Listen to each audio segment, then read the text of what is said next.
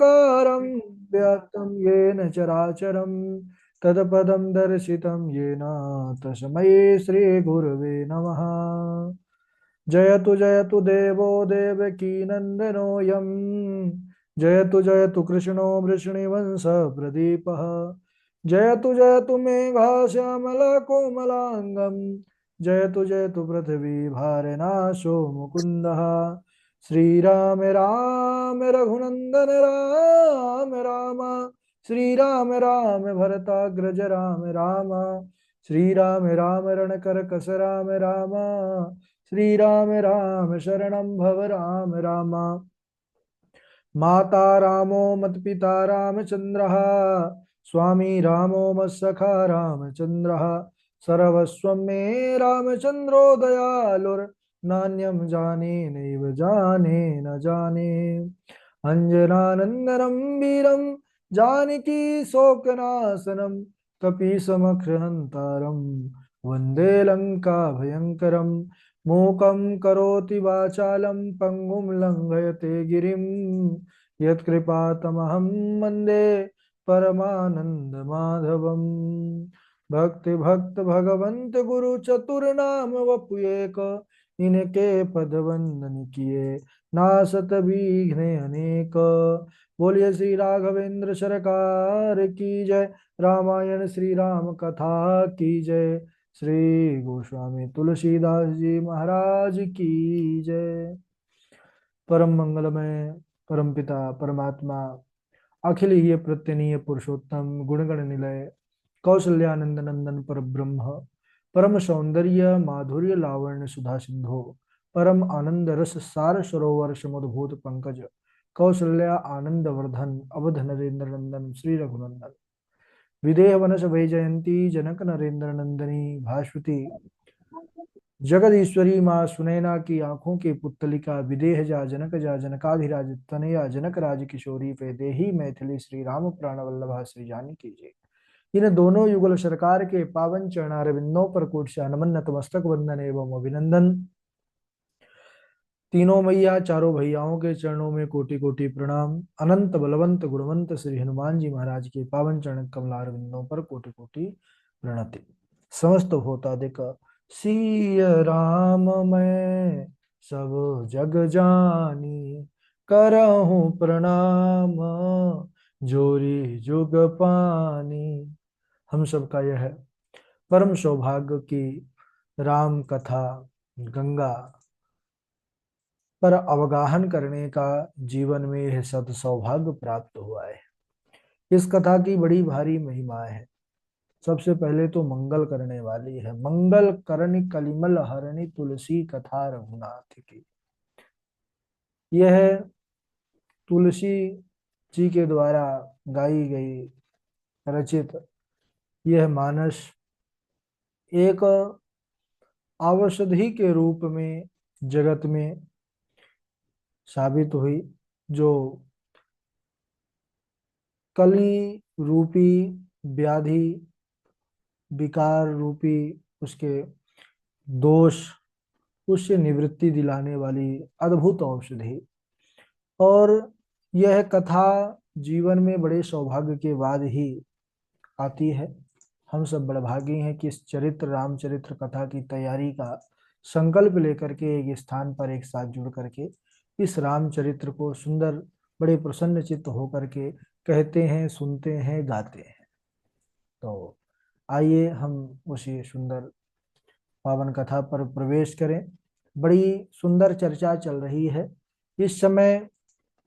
हमारे राघव सरकार जनकपुर पर है, मिथिला नगरिया पर, और मिथिला नगरिया पर धनुष यज्ञ का वह पावन महोत्सव है। सभा लगी हुई है, रंगमंच, बड़े बड़े राजा महाराजा राजकुमार देश विदेश से सब आए हुए बैठे हुए हैं। शिव जी का महान धनुष सब उसी की ओर ताक रहे हैं।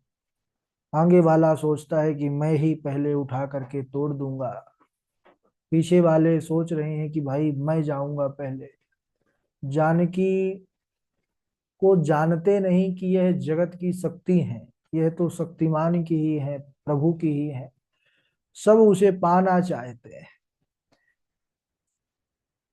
शिव जी का महान धनुष एक एक करके बड़े बड़े राजा महाराज आए, लेकिन उठाना तो दूर रहा, तोड़ना तो दूर रहा, हिला भी नहीं पाए। बाबा जी यहाँ तक लिखते हैं कि भूप साहस दस एक ही बारा, लगे उठावन टरई नटारा। भूप साहस 10, यानी 10 सहस्त्र, 10,000 राजा एक साथ मिलकर के उस शंभु के महान धनुष को उठाने का प्रयत्न किया, लेकिन उनसे हिला भी नहीं। डगई न शंभु सरासन कैसे, कामी वचन सती मनु जैसे।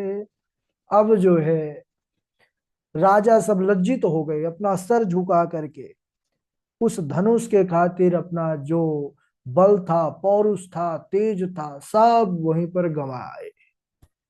क्योंकि ये सब बड़े मूढ़ थे, अभिमानी थे, इनको बल का अभिमान था। कहते हैं कि वह सब वैसे ही उपहास के पात्र बन गए, जो बड़े बड़े डींगे हाँक रहे थे कि इसको मैं एक हाथ से उठा दूंगा, सब उस पर उन पर हंसने लगे। बोले जैसे वैराग्य के बिना सन्यासी उपहास योग्य हो जाता है, वैसे ही वह सब राजा जो धनुष के पास जाकर उसको हिला नहीं पाए, वहां पर जाकर कीर्ति, विजय, बड़ाई, वीरता सब कुछ वहीं पर हार के आ गए, वह भी हंसी के पात्र बन गए। अच्छा, 10,000 राजा एक साथ नहीं हिला पाए, यह दृश्य देख करके महाराज जनक भी अचंभित हो गए, और उनका हृदय जो था वह व्याकुल हो गया।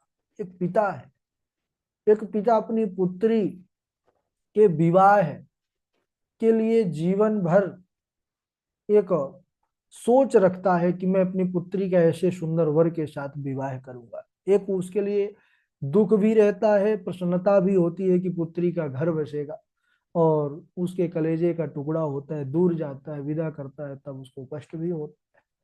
महाराज जनक जी का हृदय व्याकुल हो गया कि बताओ, संसार में मैंने अनुपम कीर्ति, सुंदरता को भी सुंदर करने वाली मेरी पुत्री जानकी, इतने साथ, इतने गुणों के समन्वित ऐसी सीता के लिए मैंने केवल एक छोटा सा मूल्य रखा था, इस धनुष को भंजन करने वाला कोई हो। लेकिन आज मुझे बड़े दुख ही मन के साथ कहना पड़ रहा है कि यह पृथ्वी वीर विहीन हो गई, यह पृथ्वी वीरों से खाली हो गई, कोई ऐसा नहीं इस, अरे इस धनुष को तोड़ना तो दूर रहा, कोई हिला भी नहीं पाया। मैं समझ गया कि यह सभा में वीर कोई ऐसा है ही नहीं। तजहु आस निज निज गृह जाहु, लिखा न विधि वैदेही विवाहु। जब इस प्रकार महाराज जनक जी दुख में, कई बार हो जाता है आवेश में आ जाते हैं, वचन निकल जाता है, दुख में, पीड़ा में उनके मुख से ऐसे वचन निकल गए जो महाराज लक्ष्मण जी को सहन नहीं हो सके। महाराज लक्ष्मण जी ने जैसे ही यह शब्द सुने कि यह पृथ्वी वीरों से खाली हो गई, मैं जान गया, वैसे ही महाराज लक्ष्मण जी वह शेषा अवतार हैं, तमतमा करके खड़े हो गए। उनके क्रोध से नेत्र लाल हो गए, भौहें टेढ़ी हो गई, होंठ फड़फड़ाने लगे, और महाराज सभा के मध्य खड़े होकर कहने लगे, रे जनक, रघुवंशी नमः का जो कोई, तेहि समाज यस कहाई न कोई। रघुवंशी नमः जह को होई, जहां रघुवंशियों में कोई एक रहता है, वहां पर इस प्रकार बोलने का सामर्थ्य किसी में नहीं रहता। और यहाँ तो रघुकुल मणि, रघुवंश शिरोमणि भगवान श्री रामचंद्र जी बैठे हैं, राघव सरकार बैठे हैं, उस सभा पर आप इस प्रकार अनुचित वचन कह गए। लक्ष्मण जी राघव भगवान के, राघव भैया के चरणों में सर नवाते हैं, प्रणाम करते हुए कहते हैं कि हे भैया, जो तुम्हारी अनुशासन पावऊं, कंदुक इव ब्रह्मांड उठावऊं, कांचे घट जिमि डारऊं फोरी, सकऊं मेरु मूलक जिमि तोरी। तव प्रताप महिमा भगवाना, को बाकुरो पिनाक पुराना।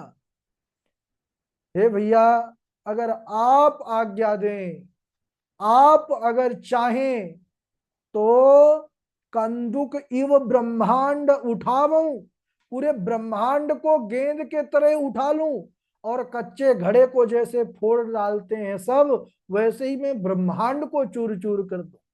सुमेरु पर्वत को मूली की तरह तोड़ सकता हूं। हे भगवान, यह मैं अभिमान से नहीं कह रहा। तव प्रताप महिमा भगवाना, यह आपके मैं प्रताप और महिमा और आपकी कृपा से कह रहा हूं। तो को बाकुरो पिनाक पुराना, फिर यह पुराना जीर्ण धनुष किस श्रेणी में आता है। राघव जी से वचन कह रहे हैं लक्ष्मण भैया कि सुने राम रघुवंश मणि, रघुनंदन रघुवीर, इस महान अपमान ने मुझे किया अधीर। मेरा स्वभाव ही ऐसा है, अपमान न मुझे गवारा है। लक्ष्मण जी तेज हैं, इसलिए कह रहे हैं कि हे राघव भैया, क्षमा करिएगा, मेरा स्वभाव ही ऐसा है, अपमान न मुझे गंवारा है कृपा गुरु चरणों की, और बल प्रताप तुम्हारा है। अभिमान त्याग कर कहता हूं, आदेश तुम्हारा पाऊं मैं, तो धनवा की क्या कहें, सारा ब्रह्मांड उठाऊं मैं। फिर कच्चे घड़े के समान उसे दम भर में फोड़ फाड़ डालूं, या गाजर मूली की नाई चुटकी में तोड़ ताड़ डालूं। हे प्रभु, थल को जल, जल को थल कर दूं, लाऊं उतार कर लाऊं उतार कर तारों को, जो तारे दिख रहे हैं ना उनको भी मैं धरती पर उतार कर ला दूंगा। थल को जल में कर दूंगा, जल को थल में कर दूंगा, असुर में की तरह पीस डालूं पृथ्वी और पहाड़ों को। फिर धनुष पुराना घिसपिटा, तिनके सा किस गिनती में है, सैकड़ों कोस तक ले दौड़ा, इतनी तो बस उंगली में है। मतलब इतनी सामर्थ्य तो मैं एक उंगली में रखता हूं भैया, कि मैं इसको एक उंगली से उठा करके सैकड़ों योजन दौड़ा ले जा सकता हूं। इस प्रकार हमारे लक्ष्मण भैया सभा के मध्य खड़े होकर कहने लग गए कि महाराज, आप आज्ञा करें तो खेल ही खेल में, जैसे धनुष, यह महान धनुष जिसको सब इतना बढ़ा चढ़ा करके कह रहे हैं, जिसको सब हिला नहीं पाए ना, तो जैसे कमल की नाल होती है, बड़ी नाजुक होती है, वैसे ही मैं धनुष को तोड़ मरोड़ डालूं। और यह सब आपकी महिमा के ही प्रताप से मैं कह रहा हूं। लक्ष्मण जी महाराज जब ऐसे क्रोधित होकर के वचन आवेश में आकर के बोले हैं, पृथ्वी डोलने लगी, दिशाओं के हाथी दिग्गज कांप उठे, सभी राजा लोग डर गए, सीता जी के हृदय में प्रसन्नता हुई, और महाराज जनक सकुचा गए। गुरु विश्वामित्र जी और रघुनाथ जी इशारा करते हैं कि भैया शांत हो जाओ बस। जब इशारा किया है, लक्ष्मण भैया शांत हो गए, और प्रेम सहित इशारा के साथ बुलाया है, लक्ष्मण भैया आकर के बैठ गए हैं अपने स्थान पर। और सारी सभा शोरगुल एकदम बंद, सन्नाटा छा गया। तभी विश्वामित्र जी, विश्वामित्र समय शुभ जानी, बोले अति स्नेह में बानी, उठहूँ राम भंजहूँ भव चापा, मेटहु तात जनक परितापा। उठहूँ राम भंजहूँ भव चापा, मेटहु तात जनक परितापा। विश्वामित्र गुरुदेव ने जब देखा कि अब शुभ समय आ गया है, बड़े स्नेह से बड़े प्रेम से कहते हैं, राघव उठिए, अब वह समय आ गया है। बोले अति स्नेह मैं वाणी, उठा हूं राम भंजहूं भव चापा। ध्यान दीजिएगा, यहां पर बड़ी गूढ़ बात है। यहां पर विश्वामित्र जी रघुवीर सुजान नहीं बोले हैं, यहां पर कोई विशेषण भी नहीं लगाए हैं। यहां पर क्या बोल रहे हैं? उठा हूं राम, राम कह रहे हैं। क्यों?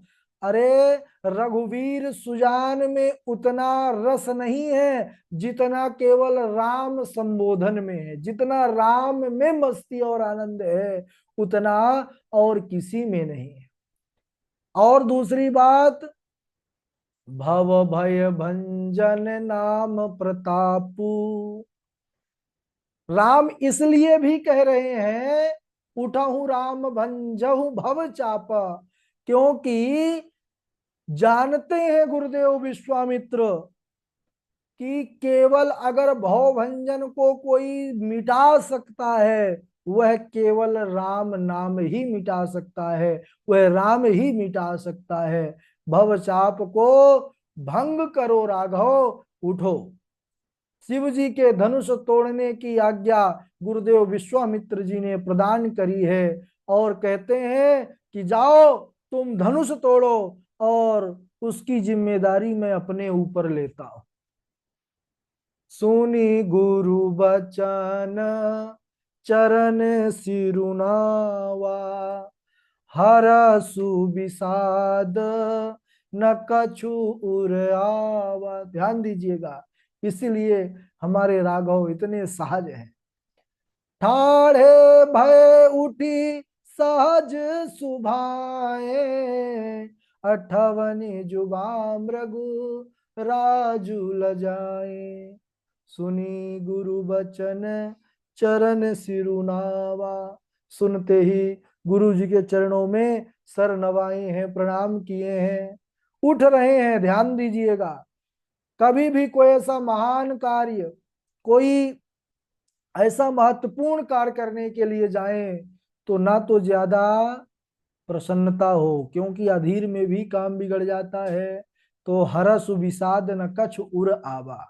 राम जी न प्रसन्न है न दुखी हैं, सहज स्वभाव जो उनका है उसी प्रकार है।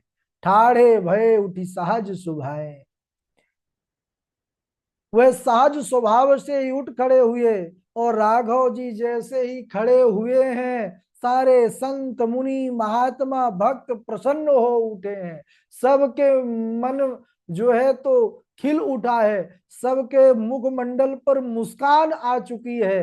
क्यों? बोले मानो मंच रूपी उदयाचल पर श्री रघुनाथ रूपी बाल सूर्य उदय हो चुके हैं। और श्री बाल रूप भगवान श्री राम रूपी सूर्य के उदय होते ही संत रूपी सज्जन रूपी महात्मा भक्त रूपी जो कमल है वह खिल उठे।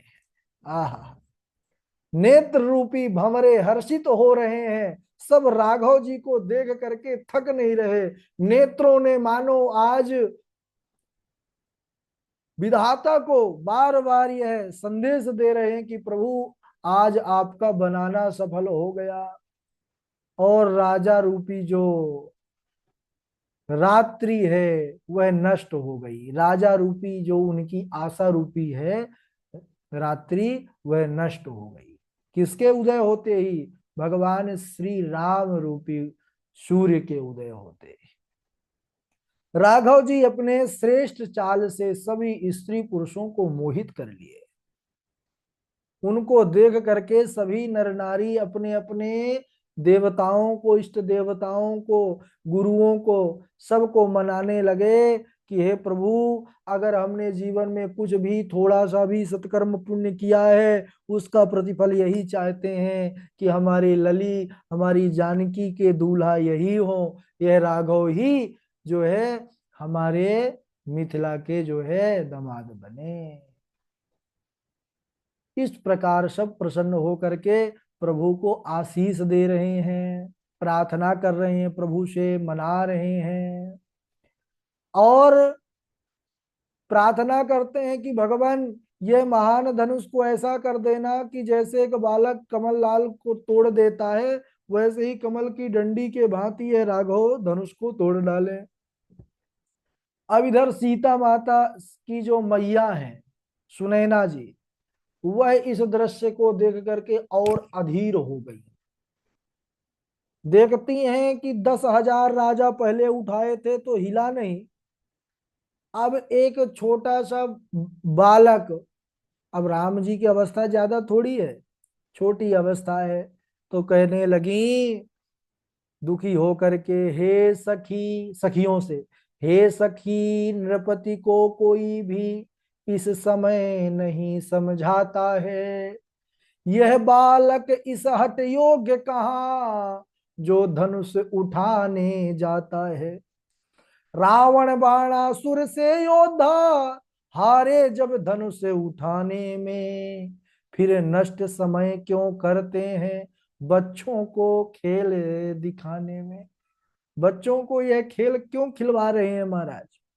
अरे अब तक बदनामी हुई बहुत, अब फिर क्यों हंसी कराते हैं। योद्धा तो मत्थे रगड़ चुके, अब बच्चे धनुष उठाते हैं। इससे तो यह अच्छा है उत्सव समाप्त कर डालें और प्रण अपना छोड़ योग्य वर से वैदेही की भावन डालें। इस प्रकार वह दुखी होकर के चतुर सखियों से इस प्रकार कहने लगी।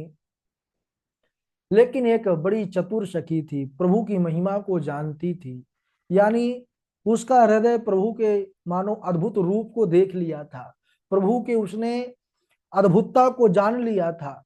तो कहने लगी कि अरे मैया, अरे तुम इस प्रकार दुखी क्यों हो रही हो? अरे होने दो, होनी को कौन जानता है कि कब क्या हो जाए। और ये मत सोचो कि ये छोटे हैं और बड़े बड़े नहीं उठाए पाए तो ये क्या उठा पाएंगे। अरे कहाँ घड़े से उत्पन्न होने वाले महाराज अगस्त और कहाँ अपार समुद्र, लेकिन अगस्त्य पाथोदिम यद कृत कराम भोज कुहरे क्रिया सिद्धि सत्वे भवती महताम नोपकरणे। वह महाराज अगस्त एक आचमन में ही पूरे समुद्र को पान कर गए, तो क्या यह संभव था? जन्म कहा हुआ, घड़े से घटो जन्म स्थानम मृग परिजनो भूर्ज वसनम वने वासः कंदाधिक वसनम एवं विद गुणा अगस्त्य पाथोदिम यद कृत कराम भोज कुहरे क्रिया सिद्धि सत्वे भवती महताम नोपकरणे। लेकिन कुछ कहा नहीं जा सकता प्रभु की माया। और दूसरी बात यह है कि सूर्य, सूर्य दिखता कितना छोटा है मैया, लेकिन जब उदय होता है तो त्रिभुवन के अंधकार को हर लेता है, समाप्त कर देता है। मंत्र देखने में कितना छोटा होता है, लेकिन वही मंत्र महाराज, छोटा सा मंत्र बड़े बड़े ब्रह्मा विष्णु देवताओं को भी वश में कर लेता है। विशाल हाथी, कितना बड़ा हाथी होता है, लेकिन छोटा सा अंकुश उसको वश में कर लेता है। इसलिए इनको भी आप छोटा मत समझिए। हे रानी, मेरे हृदय में तो पूर्ण विश्वास है कि जिस कार्य को बड़े बड़े नहीं कर पाए, यह छोटे सरकार हमारे हमारे राघव सरकार दिखने में छोटे हैं, अपितु यह तो सबसे महान और बड़े हैं, अवश्य करेंगे, ऐसा उसका विश्वास। राघव जी हमारे धनुष की ओर बढ़ रहे हैं। अच्छा, राघव सरकार को देखते ही माता जानकी की दशा भी बड़ी विचित्र हो गई, बड़ी अधीर हो गई, वह अंदर से भयभीत हो गई, क्योंकि वह तो जानती है कि यही मेरे प्रभु हैं, लेकिन यह देखते हैं कि यह बड़े सुकोमल हैं, यह बड़ा महान धनुष बड़ा कठोर है। देवताओं से विनय करती हैं कि हे प्रभु आप मुझ पर प्रसन्न हो जाइए, गणेश जी को मनाती हैं, जगत जननी को मनाती हैं, इस धनुष के भारीपन को आप हरण कर लीजिए और रघुनाथ जी के लिए एकदम इसको हल्का कर दीजिए।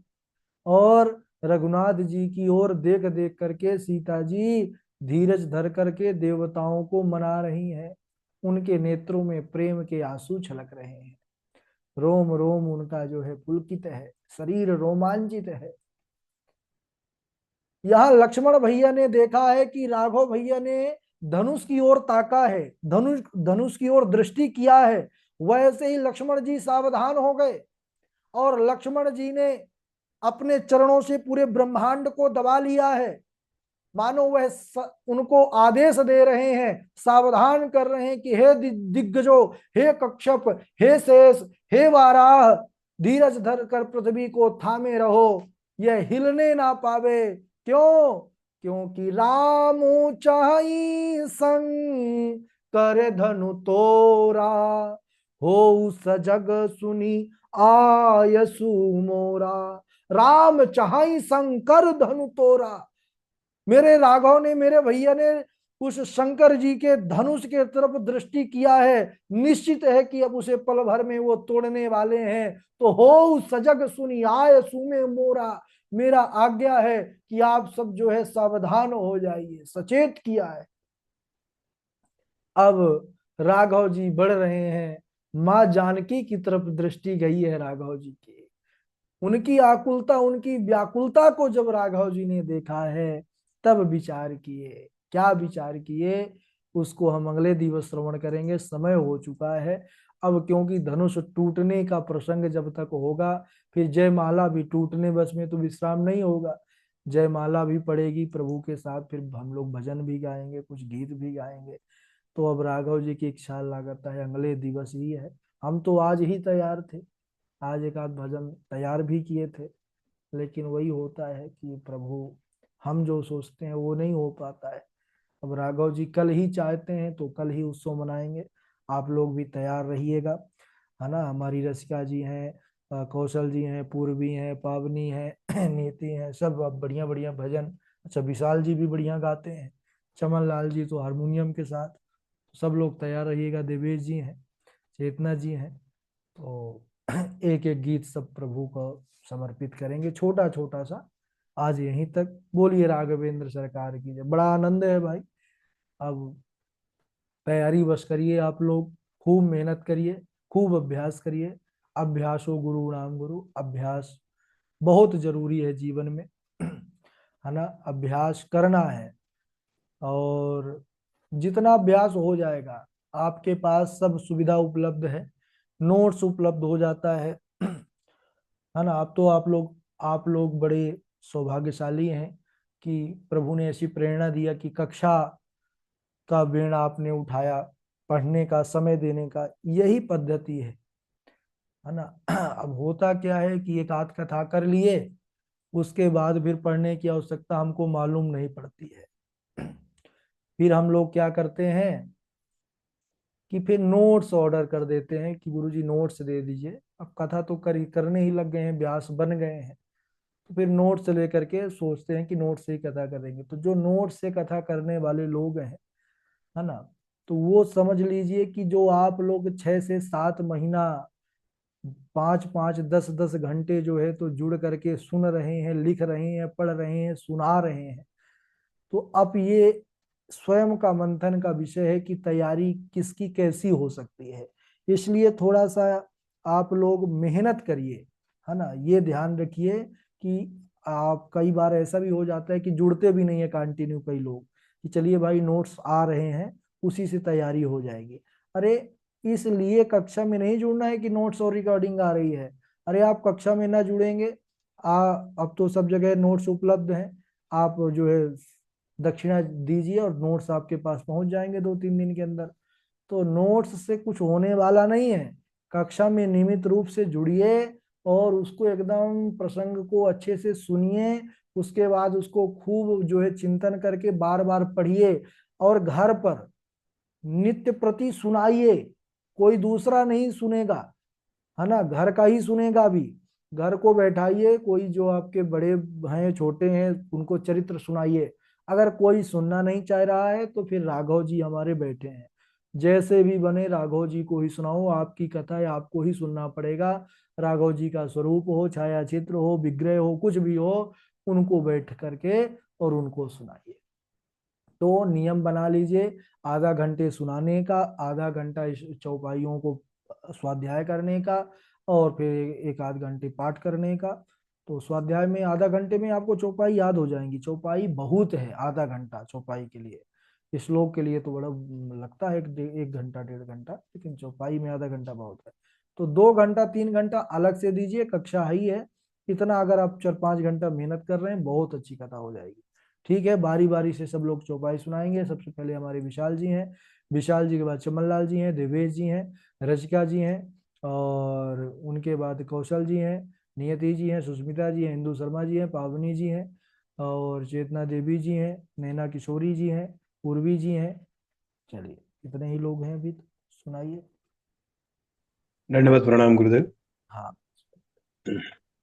मन जाहि राचेउ मिलहि सोवर, सहज सुंदर सावरो, करुणा निधान सुजान सीलु, सनेह जानत रावरो, एहि भांति गौरी असी